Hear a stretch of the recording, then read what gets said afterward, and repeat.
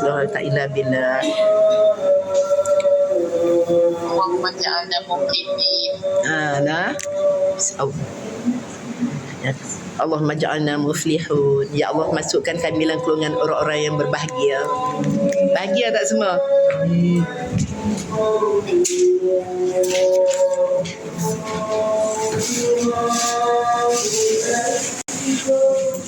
Allah akbar, Allah akbar. Nak belajar depan-depan dengan saya kena masuk grup lah nanti ni. Ya.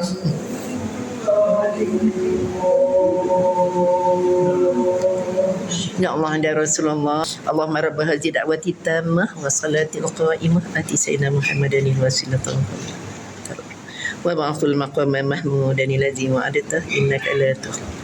Rabbi ighfir li walidayya, Rabbi ighfir li walidayya, Rabbi ighfir li walidayya, Rabbi ighfir li walidayya, Rabbi ighfir li walidayya warhamhuma kama rabbayana shaghira. Amin.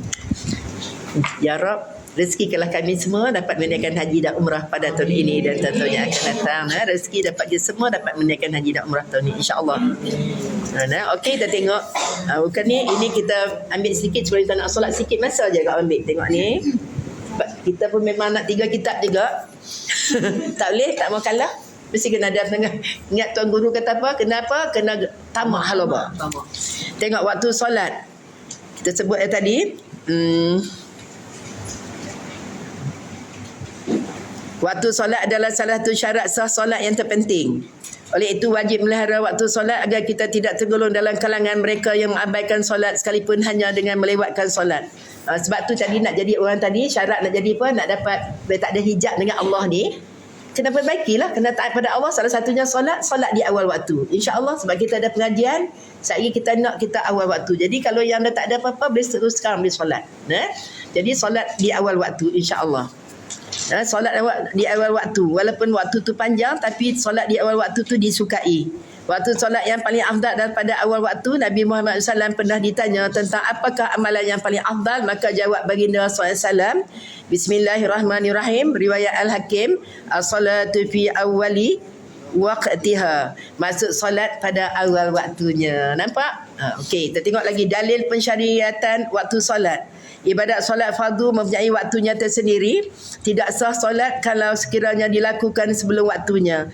Begitu juga menangguhkan solat tanpa keuzuran syarak sehingga luput waktunya adalah dilarang.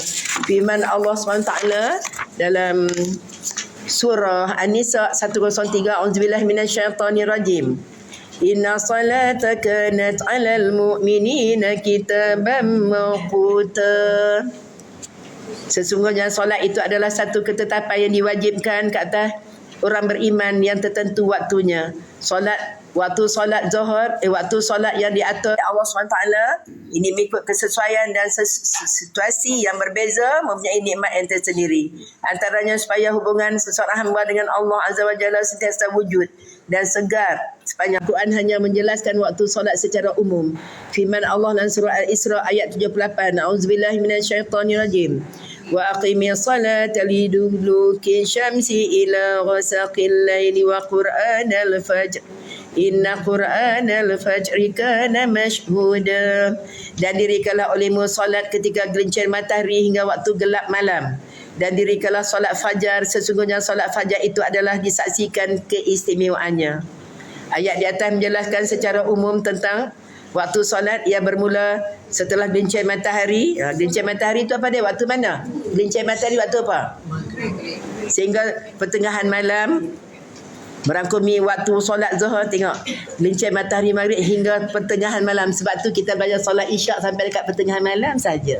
Kalau tengok dalam Quran ni, nampak tak dalam Quran? Jadi kalau kita nak tengok fahaman ni sampai sebelum subuh kan, silalah ada pilihan. Tapi kalau tengok dalam Quran, tengok, ia bermula daripada gelincir matahari sehinggalah pertengahan malam. Nampak tak pertengahan malam? Pertengahan malam kau apa? 12.30 kan? Merangkumi waktu zuhur, asar, maghrib dan isyak, seterusnya solat fajar yang disebut secara berasingan. Inilah dalil ni, kesemua waktu solat ini ditetapkan menurut perubahan matahari. Oleh sebab waktu solat tidak dijelaskan secara terperinci dalam Al-Quran, maka sunnah berperanan menjelaskan waktu solat secara terperinci sebagaimana dalam hadis berikut. Jadi maknanya kita berhentilah kat situ. Kita berhenti kat situ, nanti tak best kita dalam terdesak-desak kita nak hurai. Ini kita tadabbur hadis, jadi maknanya ini kita belajar satu. Inilah dalam Al-Quran yang kita belajar, semua pelajar pun dah belajar tentang waktu dalam solat fardu isya. Sebab tu kalau dulu kita pukul 4 pagi pun kita buat. Jadi kalau kita ambil pandangan sebahagian sampai sebelum subuh, tapi maknanya kalau ikut ayat ni memanglah kita sampai pertengahan malam saja. Jadi selepas ni solat isyak kita buatlah di awal waktu.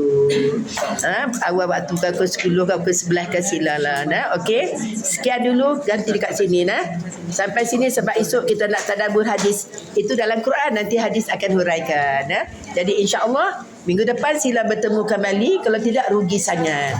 Yang baik daripada Allah, yang lemah kawan, kita tutup dengan lafaz yang benar. Subhanakallahumma asyhadu an la ilaha illa anta astaghfiruka wa atubu ilaik. Bismillahirrahmanirrahim. Wal 'as innal insana lafi khus illa allazina amanu shalihat wa tawassaw bil haqq wa tawassaw bis sabr. Amin ya rabbal alamin. Yang baik daripada Allah, yang lemah kawan, kita tutup dengan lafaz yang mulia. Assalamualaikum warahmatullahi wabarakatuh.